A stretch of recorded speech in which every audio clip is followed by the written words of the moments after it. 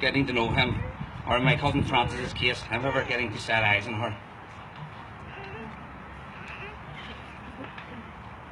With all the concocted lies and propaganda put out by British forces representatives here in Ireland, and spread all too willingly by their allies in the media, like the Belfast Telegraph, who perpetuated the all too familiar lie that the victims of state murder were in fact the aggressors. This is a constant tactic of imperialism, and can be seen to this very day of the treatment of refugees. It has the effect of discrediting and deflecting away from what they fear most, and that is the truth.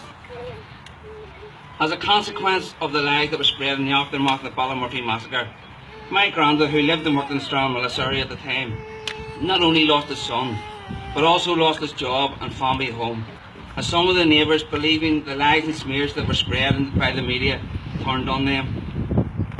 All these personal stories, of which there are many, were drowned out with a tidal wave of horror unleashed in the coming years in this little part of Ireland. However, this changed in the aftermath of the ceasefires, when family members went along to an event as part of the 1988 Fela organised by the RFJ. After hearing and recounting the stories in public for the first time, they came together and decided to form a committee for justice for the victims of the Ballymurphy massacre. Since then, they have, with great dignity and not very little tenacity, taken the stories of their loved ones to communities across the length and breadth of Ireland, also to Britain, continental Europe and beyond. They have met and worked with politicians of every persuasion, from Leinster House to Stormont, the House of Commons, Brussels and even the White House. Yet from the outset, they have continually been told by begrudgers that they would get nowhere and to move on. Well, to those begrudgers I say this: when British soldiers under orders came here and shot down our family members, friends and neighbours, they thought our lives were cheap and that they could move on and do the same again and forget all about it.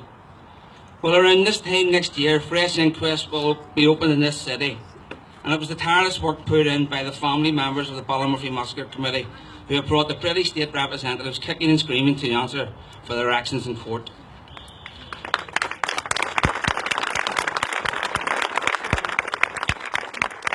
Around the same time as the fresh inquests were granted, family members also travelled to London and served the MOD with a writ for a civil case, which is also ongoing.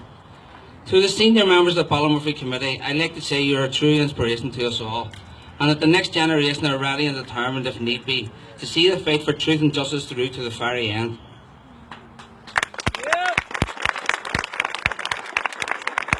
I'll just finish by saying, also to your credit, that it is now very rare when speaking of the Ballymurphy massacre to find someone who has no knowledge of what occurred on those 3 fateful days in 1971.